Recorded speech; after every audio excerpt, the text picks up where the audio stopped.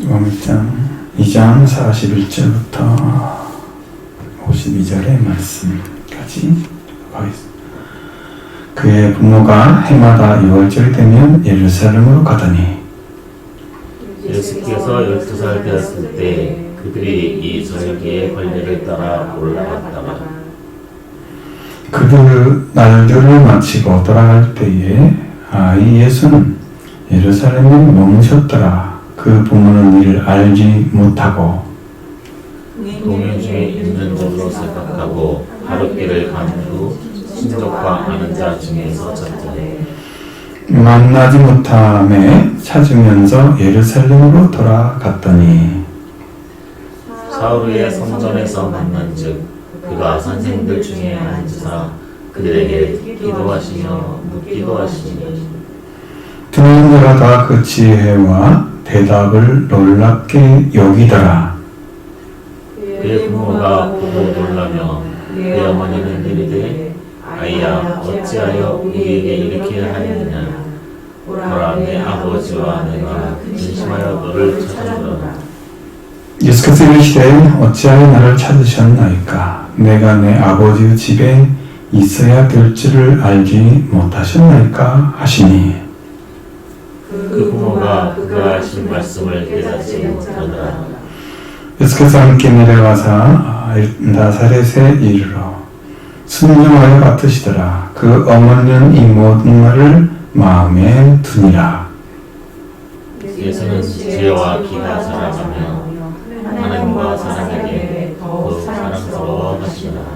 아멘.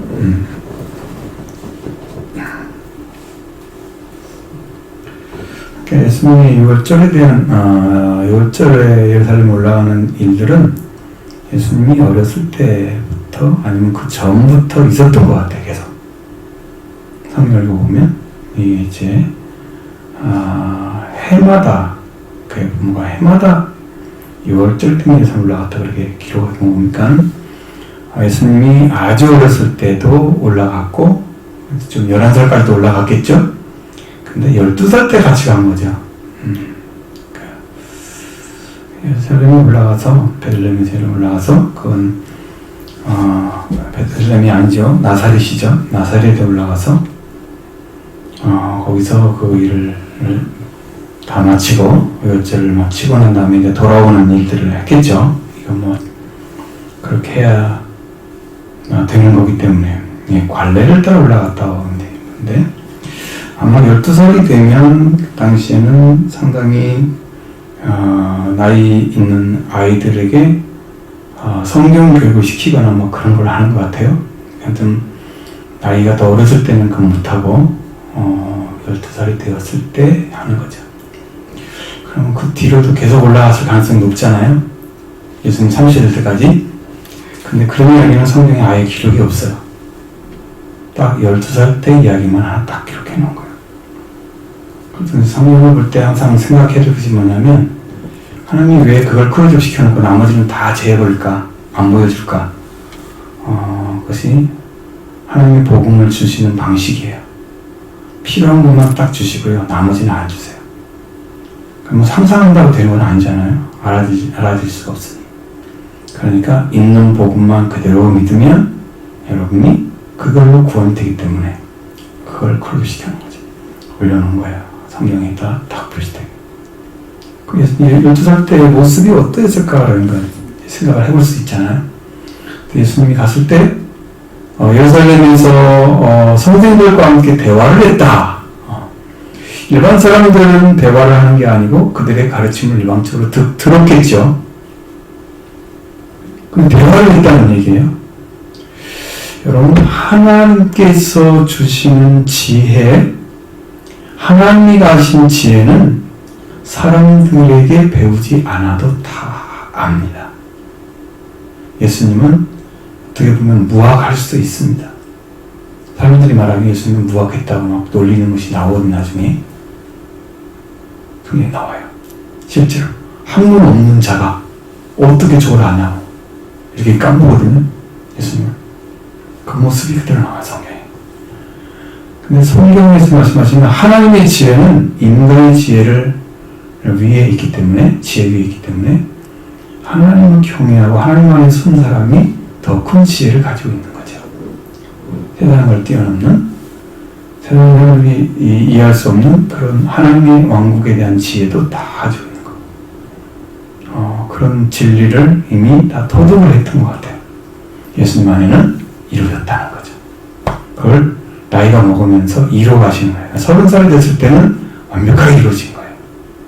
예수님. 그래서 복음 선포가 가능했던 거예요. 30세부터 예수님이 복음 전하러 가잖아요. 그래 가능한 거예요.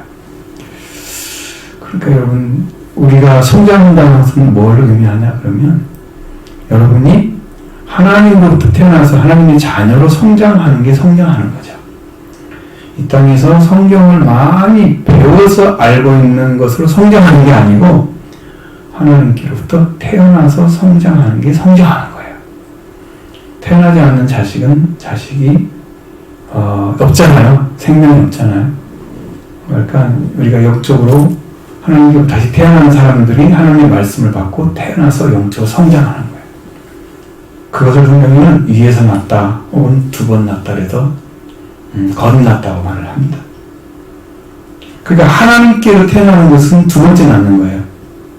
거듭났다는. 첫 번째는 부모로부터 태어나잖아요. 그러니까 첫 번째 낳은 거죠. 2번째 거듭났다는 것은 하나님께로 태어난 거예요. 그러니까 예수님을 영접하는 자들이 하나님께로 난 자라고 말씀하고 있잖아요. 요한복음 1장 9절, 10절, 11절, 12절 쭉 읽어보면, 그렇게 보면 여러분, 예수 그리스도가 완전히 영접돼서 이 안에 계신 분들은 거듭난 사람들이에요. 하나님께로 태어난 자. 그럼 예수님 영접하는 게 그렇게 단순한 문제가 아니거든요. 성경에는 그런 문제를 다루지 않고 그냥 말씀하고 있는 거예요. 그래서 모르는 거예요. 자, 거기에 이제 더 이상 이제 그 말씀은 있고, 여기 보면 12살이 되었을 때에 그들이 이 절기의 관례에 따라 올라갔다가, 그럼 12살 때부터는 유월절을 따라 다닐 수 있는 나이인 거죠. 관례에 따라서 12살이 된 예수님을 데리고 예루살렘에 올라갔다. 유월절 지키러 올라갔다. 그렇게 유월절을 마치고 돌아오는 길이 생긴 거죠. 돌아오는 길에 부모가 좀 무심하긴 한데 어떻게 하루 일을 다 하루 길을 갔다가 그때 찾아보겠어요? 잠잘 때 꼭 찾아본 것 같아요. 볼 때는 그 전까지는 따라오겠지 뭐. 어디는 따라오겠지. 그리고 막 간 거야. 자, 뒤에 떨어져 있어도 따라온 거니까 그냥 그 무심코 간 거지. 근데 이것은 좀 주의력이 좀 없으신 느낌? 예, 그렇게 되긴 하는데, 어쨌든 이상한 일이에요. 예수님이 안 따른 것도 이상한 일이고 착각하는 것도 이상한 일이야. 부모가 둘 다 이상하지. 좀 맞지 않는.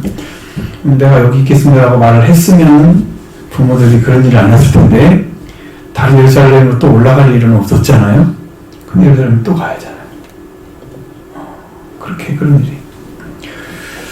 자, 예수님 예루살렘에 모시고 부모는 일하지 못하고 동료를 생각하고 하루 길을 간 후에 친족과 아는 자 중에 찾았습니다. 안 계신 데를 열심히 찾아도 나오겠어요? 안 나오겠어요? 안 나오죠. 수색을 아무리 열심히 해도 흔적이 없으면 못 찾잖아요. 범죄를 했어야 범죄 수사를 해서 나오잖아요. 사람도 마찬가지예요. 예수님이 예루살렘에 계시는데 뭐 친척 중에 찾아간다고 거기 있겠어요? 아는 사람 찾아간다고 거기 있겠어요? 예수님 한 분밖에 없는데, 그러니까 꼭 계신 분을 찾아가냐, 계신 데를. 근데 계신 데를 알지 못해. 그래서 혹시라도 친척 집에 들어갔는지, 혹시라도 아는 사람들이 만났는데, 야, 가서 물에 한 그릇 먹고 가라. 그래가지고 들어갔는지, 어쨌든 그런 고민을 하고 있을 거 아니에요? 네, 그러고 이제 가본 거죠. 근데 거기 없어. 안 계신 거예요. 그래서 예수님이 계신 곳 찾아가야지. 신앙도요, 예수님이 계신 곳 찾아하셔야 됩니다. 예수님이 안 계신 곳을 열심히 찾아도 못 만나요. 많은 사람들은 예수 그리스도가 아닌 어떤 것들을 찾기 위해서 노력을 많이 합니다. 그러나 주님이 계신 곳에 찾아가야 돼요. 주님을 만나려는 때에 찾아가야 됩니다. 주님이 계신 곳에 가야지 만날 수가 있는 거예요. 친척집이 없고요. 아는 사람 집이 없어요. 여러분이 예수님이 계신 곳을 찾아가야 되는 거예요. 그분이 계신 곳에서 그분이 계시고 그분이 계신 곳에 가면 만날 수 있습니다.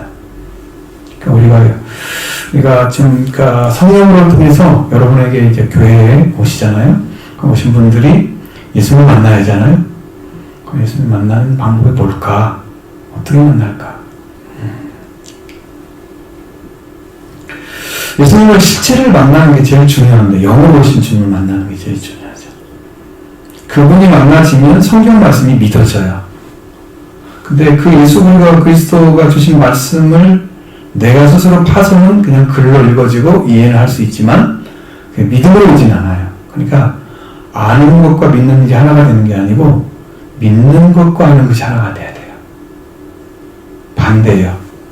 내가 성령을 만드니까 알아. 그거 아는 거 가지고 믿음이 생기는 거 아니에요. 믿어져서 알아듣는 게 믿음이 생기는 거예요. 그게 신앙인 거예요. 그걸로 성장을 하는 거예요, 신앙이. 그 주님이 만나져야 된다. 믿어져야 된다. 그리고 말씀을 믿어야 된다.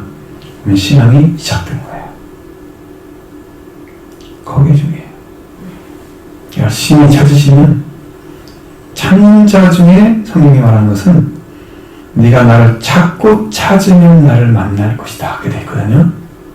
그러니까 찾고 찾는다는 말은 여러분이 지쳐서 좀 찾다가 지쳐가지고 안 찾는 그런 것을 하지 말고 만날 때까지 찾는다는 의미를 그렇게 쓴 거예요. 그러니까 안 만나면 우리가 멸망을 받으니까. 하나님 보내신 자를 알지 못하면 너희는 죄 중에 죽으리라. 그분을 만나면 죽으니까. 그분이 생명을 주고 오셨는데, 하나님의 생명을 갖다 주고 오셨는데, 그 생명을 받아야 영생을 하는데, 그걸 받아야 하는 분한테 안 가면 누구한테 가겠어요? 그러니까 그분을 믿기 위해서 교회 온 거잖아요. 그럼 여러분 영생을 누려야 되겠죠. 그 하나님 안에 예수 그리스도 안에 그리스도 예수 안에 다 살아가잖아요. 그 만난 사람들. 그건 행복하고 감사가 넘치고 은혜가 넘치고 이 복을 누리면서 살아가잖아요.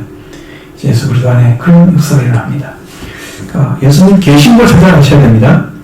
안 계신 곳에 가지 마시면 돼요. 그리고 교회에 계시면 다 좋겠죠. 근데 이제 성령이 계신 곳에 계시면 그분이 계십니다. 성령이 계신 곳은 그분이 계십니다. 왜냐하면 예수님의 영이 성령이세요. 아들의 영과 아버지의 영이 성령이잖아요. 그래서 그분이 계신 곳에 성령이 계시는 거죠. 거기 가면 예수님을 만날 수 있습니다. 성령이 역사하는 교회, 거기가 주님이 계신 곳입니다. 그러니까 여러분 거기를 만나러 가셔야 됩니다. 다른 데 가지 마시고. 아무리 사람들 못 만났어. 그러니까 이제 만나지 못하니까 또 한 가지 방법은 찾으면서 만나러 가는 거야. 어쨌든 끈을 놓을 수가 없어.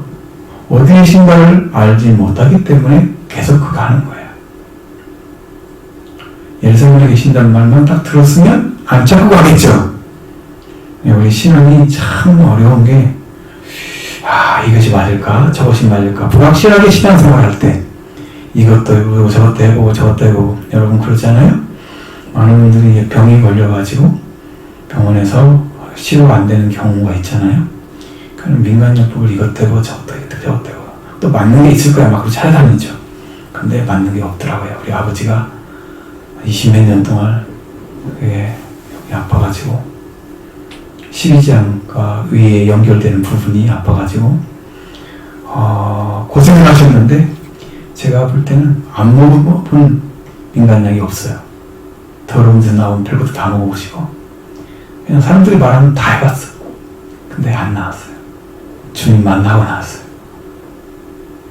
주님이 치료제였어요. 주님만 만나니까 안 났잖아요. 그대로 갔으면 멸망 죽었죠. 신앙생활 못하고 하나님 나라 못 들어갔죠. 근데 예수님 병 고쳐주시고 교회 다니시고 신앙생활 하시면서 제가 고등학교 1학년 때 땀을 치면서 기도했던 기도를 응답해 주셨는지 그분들이 다 천국에 왔어요. 두 분 다. 얼마나 감사한지 그거 생각하면 지금도 그거 말지 못한 때에서 그러니까 그래요. 그러니까 그 중간에서 여러분 어디 계실까 모르니까 여기도 가고 저기도 가고 뭐 이것저것 해보잖아요. 많은 사람들이 헤매고 다니는 신앙. 찾기는 찾는데 정통 예수님께 안 가고 또 여기 갔다 저기 갔다 그렇게 하는 신앙. 그런 신앙을 가지게 돼요. 그게 이제 방황하는 신앙인데 방황이 하나님 말씀을 딱 만나면 거기서 방황이 멈춰버립니다. 예수 그리스도가 바로 그거기 때문에. 그래서 이제 그런 진리를 깨닫게 되면 여러분 안에 말씀이 이루어지면 여러분 삶도 다 정착을 해요. 그래서 신앙이 안정되게 보여. 그래서 좀 불편하게 막 이것도 말하고 저것도 말하고 하는 사람들이 말하는데 그걸 다 맞다고 그래. 그 사람은 모르는 사람이니까 좀 안 맞는데 내가 보기에는 난 이미 예수 만났으니까 그거 보이잖아요. 그럼 나는 그게 이것도 맞고 저것도 맞다고 그렇게 얘기를 하는 분들이 계신단 말이에요. 그러니까 우리는 헤매는 거야. 거기서 정통으로 만날 수 있는 길을 들어가셔야 됩니다. 회개가 바로 거기까지 인도해 주시는 예수 그리스도를 쫓아가게 만드는 회개로 인해서 지름길이 만들어져. 여호와께서 인간의 모습을 가지고 오셔서 그분이 우리 심령에 들어오는 지름길이 회개가 한 사람에게 회개한 사람에게 만들어져. 그래서 그분 안에 예수님 오셔서 속죄가 이루어집니다. 이 구원의 역사를 행하셔야 되니까 그 예수님한테 정통으로 가려면 어디로 가야 돼요? 회개로 들어가야 되죠. 왜? 회개가 지름길이니까 예수님 오시는 지름길. 그 것만 찾아낸 사람들 구원의 길을 이미 찾은 거랑 비슷한. 그래서 회개를 한 사람을 주님이 찾으시는 거예요. 왜? 그 안에 이루어지면 그냥 구원받잖아요. 주님 오실 길을 안 만들고 그의 길을 예비하라, 준비하라 그랬는데 준비 안 하고 예수님 믿으려고 하니까 안 믿어지잖아요. 그러면 다 걸림돌이 돼서 내가 믿는 게 왜 이러지? 자꾸 자기 핑계를 대. 회개가 안 돼서 그런 건데 자기 문제가 아니고 회개의 문제거든요. 여러분 문제를 가져가지 마세요. 여러분 문제가 아니에요. 회개하면 다 주신다. 회개하면 다 여러분을 구원시켜 주시고 영생도 주시고 영광도 다 허락해 주십니다. 하늘나라 상속하게 해주십니다. 영광 속에 참여하게 하십니다. 하나님의 이미 준비가 다 돼 있어요. 예수님 통해서. 여러분이 그 길만 찾으면 됩니다. 그러니까 못 만나니까 찾은 길로 올라갈 필요가 없어요. 어디로 가야 돼요? 예루살렘으로 정통으로 가야 돼요. 응? 왜? 예수님 거기 계시니까. 그래서 못 올라가는 거예요.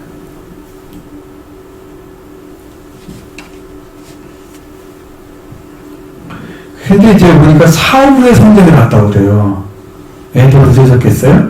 하루길 갔다가 지금 찾았잖아요. 예수님 못 만났잖아요. 근데 가는데 3일이 걸렸어요. 찾아다니라고. 이틀이 더 소비가 된 거잖아요. 하루길 플러스 해서 3일이 걸린 거예요. 너무 늦잖아요. 성전에서 넘고 마친다. 예수님이 이제 보니까 예수님의 모습은 딱 선생님들과 하나님들 중에 앉아서 그들에게 묻기도 하고 듣기도 하고 묻기도 하고. 자, 이렇게 12살 예수님이 어떻게 그 학자들이 배웠던 지식들에 대해서 어떻게 그렇게 질문하고 듣기도 할 수 있을까? 그러니까 여러분 하나님이 주신 지혜는요, 성경을 다 꿰뚫을 수 있습니다. 통찰력을 주십니다. 그러니까 바울이 복음을 이렇게 썼을 때 보면 구약에 있는 성경들을 많이 인용하잖아요. 하나님께서 이미 다 주신 거예요, 그 말씀들. 물론 구약 성경이 있었죠, 존재했었어요. 있었는데 그 성경을 이미 바울은 알고 있었던 거예요. 그래서 이제 그 복음서를 쓰게 된 거예요. 이 성경을 알기 때문에 가능한 거예요.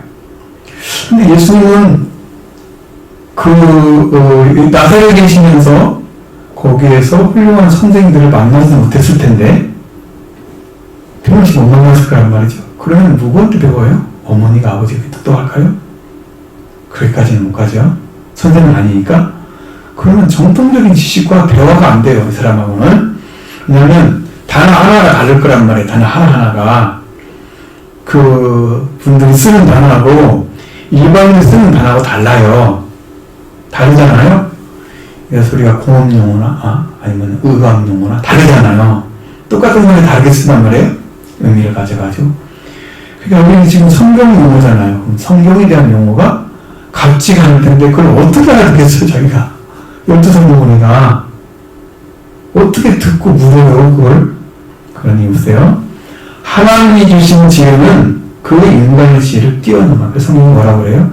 인간의 지혜를 패하셨다. 인정하지 않겠다는 거예요. 사람이 아무리 똑똑해도 하나님이 주신 지혜 한만하면 알아도 영생이 되는데 예수님이 그랬잖아요. 그가 명하신 것이 영생인 줄 아노라. 하나님 말씀 한마디가 영생인 거야. 사람은 아무리 가지고 영생을 줄 수가 없네. 인간의 지식은 그거 얻어낼 수 없어요. 그러니까 한마디의 말씀만 들어도 사는 거예요. 생명이 벌어지는 거예요. 말씀이. 근데 이런 일들이 있으니까 예수님 안에 이미 태어날 때부터 성령이 충만하신 세례 요한은 오태에서 성령이 충만했잖아요. 예수님은 성령으로 잉태하신 거야. 그러니까 성령이 충만하신 분이죠.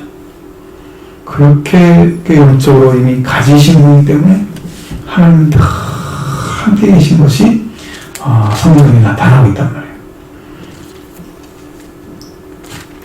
예수님의 모습을 이제 그렇게 표현하는 거죠. 예수 그리스도가 그렇게 완전한 하나님의 사랑을 완전하게 받은 그런 분으로 나타나고 있습니다.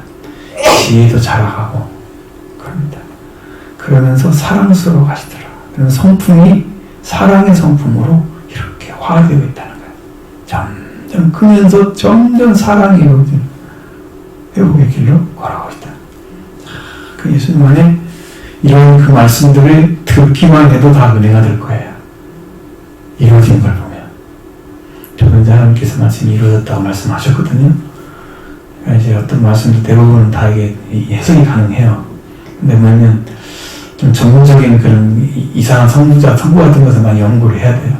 저는 사람이 많아서 함부로 얘기하기 어려운데 어쨌든 성경이 이해가 되고 다 보는데 이거 근데 문제는 뭐냐면 47절에 듣는 자가 다 그 지혜와 대답을 놀랍게 여겼다. 그 말이에요. 저 어른애가 어떻게 저런 대답을 할 수 있을까? 지혜가 어떻게 저렇게 높은 위치에서 있으면서 이해를 가지고 있을까? 그 말을 다 이해를 하면서 대화가 가능한, 선생님들하고 대화가 가능한. 근데 30살까지 컸으면은, 자랐으면 어땠어요? 일반 성인하고 그게 같은 위치가 아니겠죠? 더 완전한 그리스도의 형상을 분량한 이런 위치겠죠? 그러니까 그분이 가진 건 그분은 그리스도로서 구원을 줄 수 있는 자리까지 성장하신 거야. 예수님은. 그래서 그가 사역하실 때 30살쯤 되니라. 그 말이 성경의 3장에서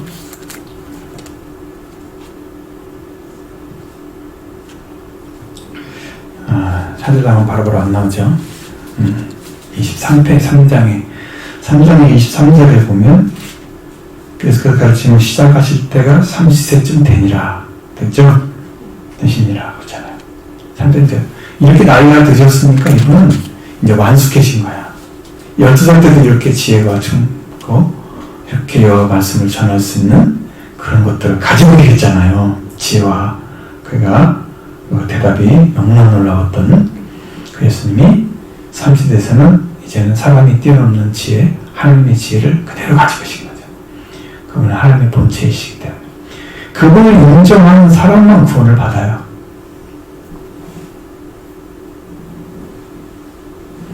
여러분 성경에서 다윗을 사랑했던 사람이 누구예요? 요나단이죠. 누구 아들입니까? 사울의 아들이죠. 초대왕 사울의 아들이에요. 그런데 그 요나단이 다윗 편에 섰을 때는 다윗을 도와줬죠. 나중에 전쟁이 있을 때는 다윗 편에 안 쓰고 아버지 편에 섰어요. 그래서 똑같이 멸망을 받아요. 일이 왜 벌어지냐면요. 여러분, 다윗 편에 쓰는 것이 하나님 편에 쓰는 거예요. 왜? 다윗을 하나님께 기름 부어서 세웠잖아요. 그렇죠? 그러니까 다윗을 도와주면 하나님 역사 가운데 들어가는 거예요. 다윗에 반대하는 사람들은 핍박자예요. 다윗은 세워져서 왕의 일을 해내야 될 그런 상인자로 세운 거예요. 목자로 세운 거예요. 이스라엘 목자로. 그게 왕이 했어요. 근데 그분 편에 안 쓰고 아버지 편에 쓴 거예요. 그러면 지금은 어떤 사람이 그런데 하고 있는지 아세요? 지금 다윗 편에 안 쓰고 요나단 편에 쓴 사람 누군지 아세요? 그 사람을 두둔하지 않는 사람들이죠. 지금도 똑같이. 생활 속에서 그런데요. 그 편에 서서 그분이 하나님의 역사가 비교적 적고 부족해도 그분이 가지고 있는 진리와 이런 거 다 인정하고 도와주는 사람은 다윗 편에 쓴 거예요. 하나님이 지켜주세요. 복 주시고. 그 반대편에 서가지고 다른 사람이 그분을 공격을 하면 똑같이 공격하고 앞에 와서는 똑같이 이렇게 지지하는 것처럼 말하고 두 가지 가지고 있잖아요. 요나단 성격이 그 요나단과 같은 일을 하면 버림받는다고. 하나님이 심판에 넘겨버린답니다. 그러니까 한 가지만 쓰시라고. 한 군데만.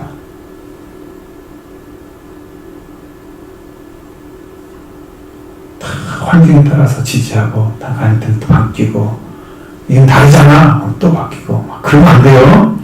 진리는 안 바뀌어요. 말씀 편에 쓰셔야 됩니다. 하나님 그 말씀을 지금 가르쳐주는데 저기 이렇게 자, 이 지혜의 대답을 놀랍게 듣는 자가 예수님의 지혜가 얼마나 뛰어난가를 보여주죠. 그 다음에 부모가 보고 놀라면서 이 아이는 어머니는 그 어머니는 아이야 어찌해서 우리에게 이렇게 했느냐. 보라 네 아버지와 내가 근심하여 너를 찾았다 라고 얘기했습니다. 예수님의 대답이 지금까지 얘기 중에서 가장 놀라운 대답이에요. 가장 놀라운 대답입니다.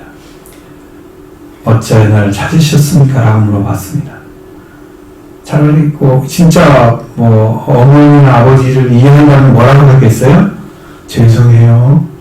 제가 말도 않고 남아서 이래 맞는 거잖아요. 안 그런가요? 기본적으로? 그죠? 근데 어째 날 찾으셨습니까? 도대체 말이 안 되는 얘기를 하시는 거예요. 우리가 보기엔 말이 안 되지. 주님은 사람들이 계시는 곳에 계시지 않습니다. 그 가운데 진리가 날 거고 사람이 많으면 거기서 뭐가 있을 것 같잖아요? 거기 계시지 않으세요. 그러니까 주님은 아버지와 함께 계시는 곳에 계십니다. 여기는 지금 성전 아버지 집이라고 그러잖아요. 예수님은 거기 계셔야 되는 거예요. 왜 나를 찾았습니까? 라고 어찌 찾았습니까? 라고 물어보잖아요. 그래서 지금 찾는 데를 잘못 짚은 거예요. 계신 데를 안 찾고 다른 걸 찾은 거잖아요. 그럼 예수님 계시는 건 어디예요?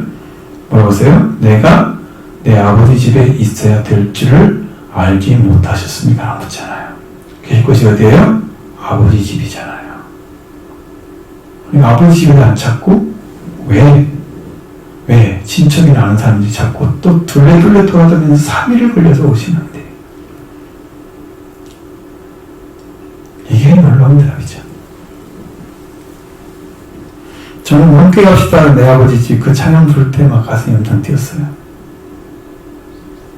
그런 찬양 있죠. 예전에 내 아버지 집이라는 말이 그 교회라는 곳에 가면 뭔 생각이 딱 드냐면 허름하고 이런 거 상도 보이지가 않아. 이게 내 아버지 집이구나. 이게 느껴졌어요. 교회 가면. 지금도 그 문이 보이고 그분 양쪽으로 달려가지고 또 옆문에 들어간 문도 있고 그 교회가 그대로 보이거든요. 얼마나 많이 들락거렸겠어요. 거기를. 근데 아버지 집에 간 거야. 나는. 그렇게 좋을 수가 없어. 나는 내 아버지 집에 가면 제일 편해. 기쁨이 넘쳐. 나는 괜히 좋아. 교회를 그렇게 사랑했으면 좋겠어요, 여러분들이. 예배 오면 괜히 좋아, 그냥. 너무 좋은 거예요, 그게. 내 아버지 집 있다는 것이 얼마나 행복한 거지. 나는 예수가 아니잖아요. 근데 아버지 집은 너무 좋았어요. 예수님. 그 아버지 집이 그렇게 행복할 수 없어요.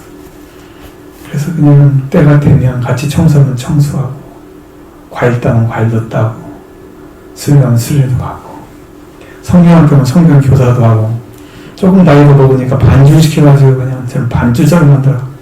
반주도 엄청나게 많이 했죠. 그렇게 하고, 하나님 일을 봉사하는 게 그렇게 행복할 수가 없는 거예요.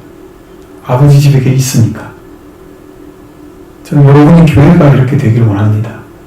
아버지 집으로 바뀌어지길 원합니다. 그러면 여러분이 교회를 오고 싶어하는 마음이 생겨. 그냥 오는 거야. 뭐 이유도 없어. 좋으니까 오는 거잖아요. 그런 마음이 생기면 이게 지금 예루살렘 성전이 아니잖아요. 어딜 가도. 그죠? 예루살렘 성전은 있지 않잖아요. 존재하지 않잖아요. 지상에서 지금 다 없어졌잖아요. 그러니까 그건 상관하지 말고 예수님 말씀하셨던 그 의미, 내 아버지 집, 내가 계신 있을 줄 알지 못하시나요?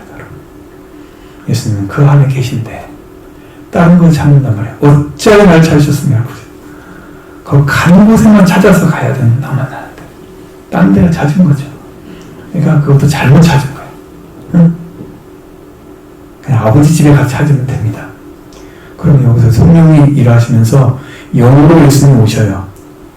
여기서 만나면 아버지 집입니다. 여기서 만나시기 바랍니다. 여기가 성령의 역사하는 집이에요. 너무너무 사모해야 돼. 어느 순간에요, 제가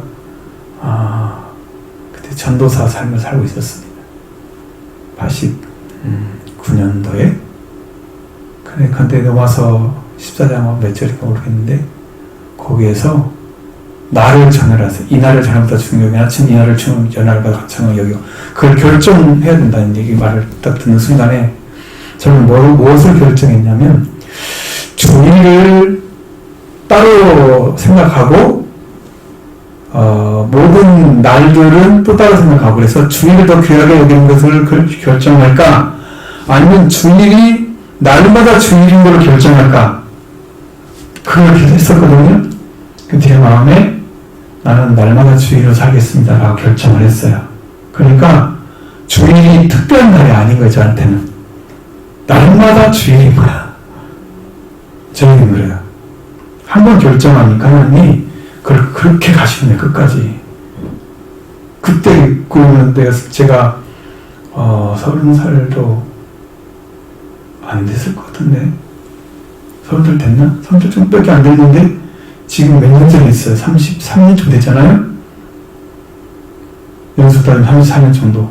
근데 그때 결정하고 지금까지 주의를 지키는데 그런 마음이 생기는 거예요. 하나님은 결정하고 놀랍게 지켜주시는 거예요. 그러니까 여러분 주님이 나를 귀하게 되잖아요. 열심히 준비를 하셔야 됩니다. 어디다 그것을 맞추냐면 주일 예배에다 맞춰요. 시간을. 그래서 시간 다 배정을 해요. 토요일은 어떻게 살아야 되고 주일은 어떻게 지켜서 최고의 컨디션으로 하나님께 드려서 말씀 받고 내받고 이게 예배를 제대로 드리자.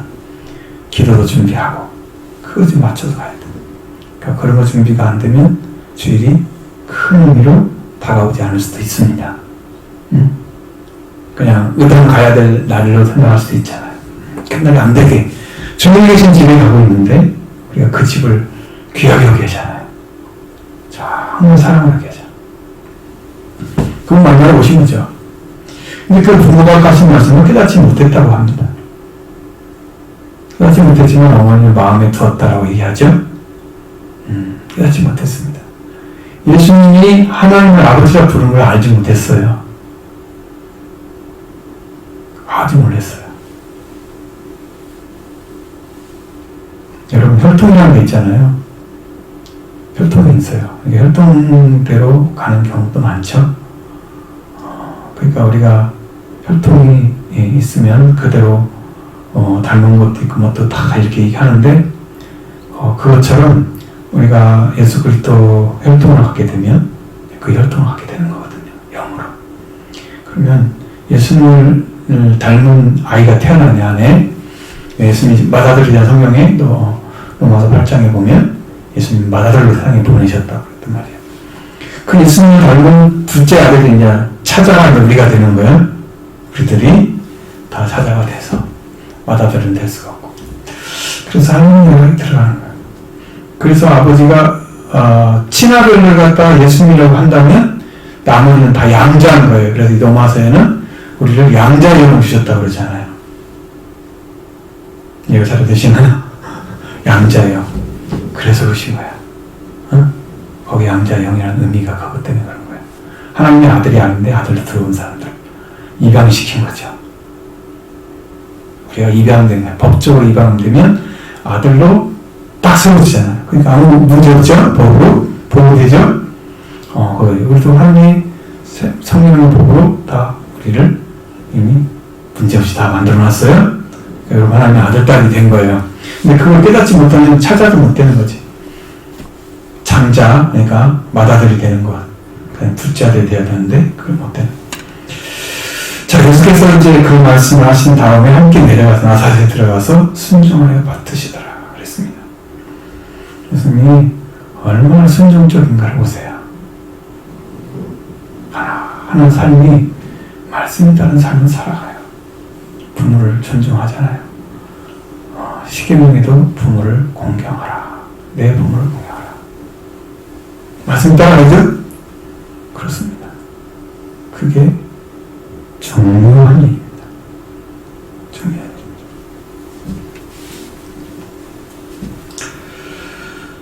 자, 그렇게 하겠습니다. 그리고 어머니는 이 모든 말을 마음에 두니라. 이거 마음에 둔 것은 이해했다는 의미는 아니에요. 좀 중요하게 여겼다고 하는 마음에 든 정도. 아직 그것을 이거다라고 깨닫지 못하신 거예요. 아버지의 아들인 것을 알지 못하는 거예요.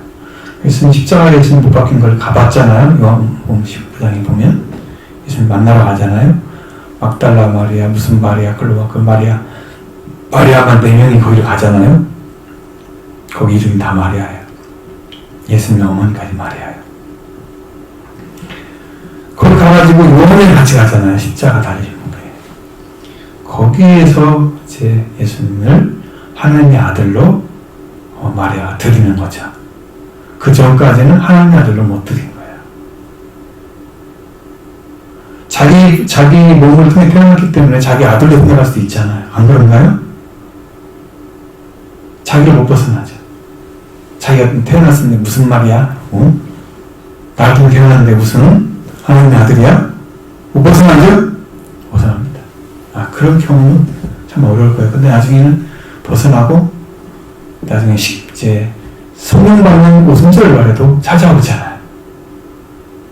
그 정도는 완전히 벗어난 거죠.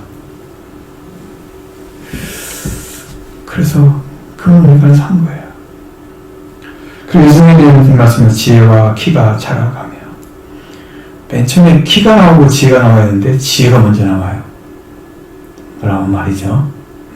말을 바꿨다는 것은 예수님은 뭐가 중요하다? 지혜가 중요합니다. 하나님의 지혜가 예수님 안에 계신 거예요. 그러니까 이 말씀이 오면 여러분도 지혜가 생깁니다. 그러면 제가 이제 이 말씀 드려볼게요. 어떻게 보면 달라지느냐? 예전에 이 말씀을 읽으면 말씀이 이해가 안 됐어요. 잘. 이게 무슨 말이지? 근데 지금은 그냥 바로 이해가 돼요. 성경에서 지혜가 성장하는 거예요. 내 이해력이 확 커지고 깊어진 거예요. 넓어지고. 왜? 자랐기 때문에. 그래서 성경을 알 수 있는 거예요. 저는 좀 이해가 안 되는데 왜 그러지? 이제 통합적으로 이해가 되는지 알아. 주님은 그렇게 자라가는 속도가 직접 하나님과 관계 안에서 막 이루어진 것이기 때문에 엄청 빨랐던 거예요. 우리는 신앙생활을 오랫동안 해가지고 그걸 막 간다 하는 거예요. 왜? 직접 가르치는 사람은 없잖아요. 직접 가르치는 사람이 있으면 금방 가는데 예수님 제가 3년 동안에 어떻게 그렇게 성령 받는데까지 들어가겠어요? 말씀으로 직접 가르쳤기 때문에 그런 거예요. 그게 빠른 거였어요. 다른 사람 3년 만에 그 정도 만나면 못 가요. 오순자를 못 맞이해요. 어림도 없어요. 교회에서 그런 일이 있다고 내가 보고 있을 때 한 번도 없었어요. 응? 안 되고 있다는 거죠. 나는 우리 교회가 오순절이 오기를 나는 소망하고 있습니다. 그게 오면 좋겠어요. 정말로. 두 번째, 저가 이제 세워야 되겠죠. 하나님만 세워야 되겠죠. 그 지혜의 문제. 키가 자라가면서 하나님과 사람에게 더욱 사랑스러워요. 이건 하나만 사랑스러워요. 하나님에게만 사랑스러워하시는 문제가 돼요. 네, 사람에게 사랑스러워하시면 이건 두 가지를 아셔야 돼요. 하나님의 사랑과 이웃 사랑이 동시에 예수님 안에 이루어지고 있었다는 거예요.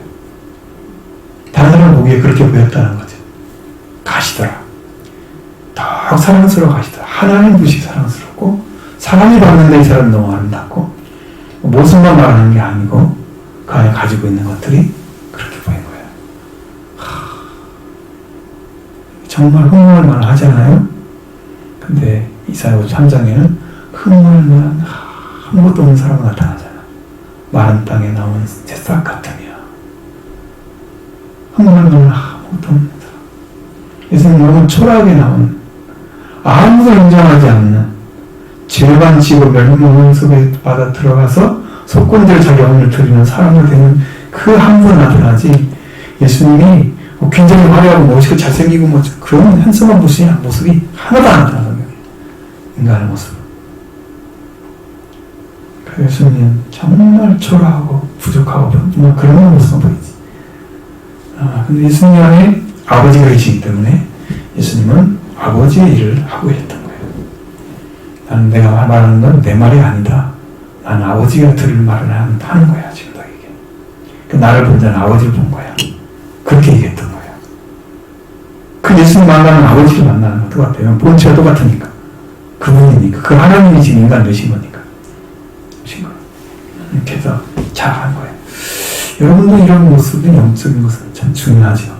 점점 하나님을 사랑하고 이웃 사랑하는 삶이 자꾸 만들어져요. 아름답죠? 여러분에게 이루어지기로 합니다.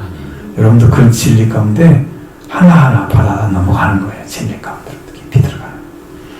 이렇게 하나님 영이 함께 하시기를 바랍니다.